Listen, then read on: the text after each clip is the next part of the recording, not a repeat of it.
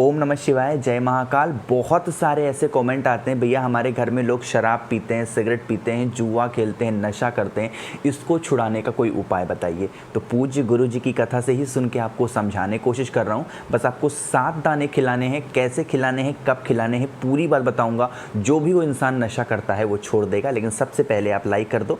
अगर चैनल को सब्सक्राइब नहीं किया तो चैनल को सब्सक्राइब कर दीजिएगा, ठीक है।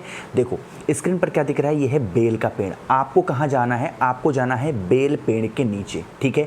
बेल पेड़ के नीचे इस तरीके से बैठिएगा, आसन लगाइएगा, और उसके बाद उसी बेल पेड़ के नीचे आपको इस तरीके से एक शिवलिंग का निर्माण करना है, पार्थिव शिवलिंग का। अब पार्थिव शिवलिंग कैसा होना चाहिए?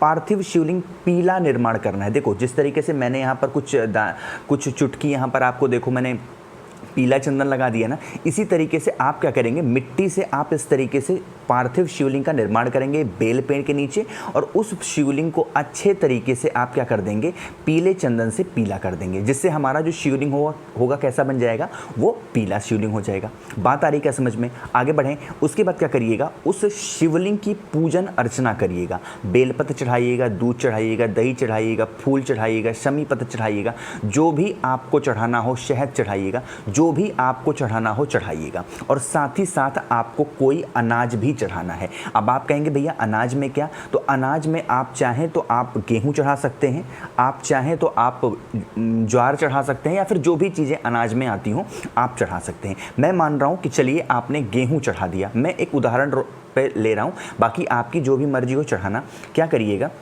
अब देखो ये उपाय आपके ऊपर है कि आप चाहें तो इस उपाय को 7 दिन के लिए कर सकते हैं, या फिर आप चाहें तो 11 दिन के लिए, 21 दिन के लिए। अगर आप 7 दिन के लिए कर रहे हैं तो आप 7 गेहूं के दाने चढ़ाएंगे। अगर आप 11 दिन के लिए कर रहे हैं तो 11 गेहूं के दाने चढ़ाएंगे। अगर आप 21 दिन के लिए कर रहे हैं तो 21 गेहूं के दाने आप चढ़ाएंगे, ठीक है। इतना कर लिया। जब आपकी पूजन अर्चना खत्म हो जाए तो आपको इस शिवलिंग का, जो आपने पार्थिव शिवलिंग का निर्माण किया है बेल पेड़ के नीचे, इस शिवलिंग को विसर्जन करना है किसी भी नदी, तालाब, सरोवर में, ठीक है। बात आ रही है समझ में? अब सुनना, लेकिन पूरा विसर्जन नहीं करना। जो आपने ये अनाज चढ़ाया है ना शिवलिंग के ऊपर, 7, 11, 21 जितनी आपकी मर्जी थी, आपको उस अनाज को उठा करके रख लेना है, ठीक है। बात आ रही समझ में? बाकी पूरा का पूरा पार्थिव शिवलिंग पूजन सामग्री के साथ आपको नदी में प्रवाह कर देना है, तालाब, सरोवर जो भी हो उसमें प्रवाहित कर देना है।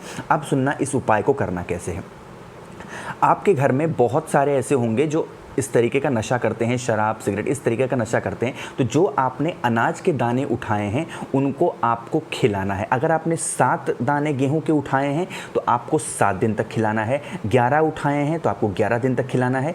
21 दाने उठाए हैं तो आपको 21 दिनों तक खिलाना है, ठीक है। ये आपको सुबह, दोपहर, शाम कभी भी आपको, लेकिन एक ही दाने डेली आपको खिलाने हैं। सिर्फ इतना एक बार आप करके देख लेंगे तो जो इंसान नशा करता है, किसी भी तरीके का नशा करता है, चाहे वो जुआ खेलने का नशा हो, चाहे शराब का नशा हो, चाहे सिगरेट का नशा हो, वो उसका छूट जाएगा, ठीक है। तो बहुत ही कम टाइम में मैंने कोशिश की है आपको अच्छा बताने की। अगर कुछ नहीं समझ में आया है, कुछ पूछना हो ना, तो आप मुझसे नीचे कमेंट में ज़रूर पूछा करिए। और मुझसे फ़ोन पे बातें करने के लिए मुझे इंस्टाग्राम पे फॉलो करें, द नेचुरल प्लैनेट 108। वीडियो पसंद आई है तो लाइक कर दीजिएगा। आज पहली बार आप सुन रहे हैं, चैनल को सब्सक्राइब करना। ओम नमः शिवाय, जय महाकाल।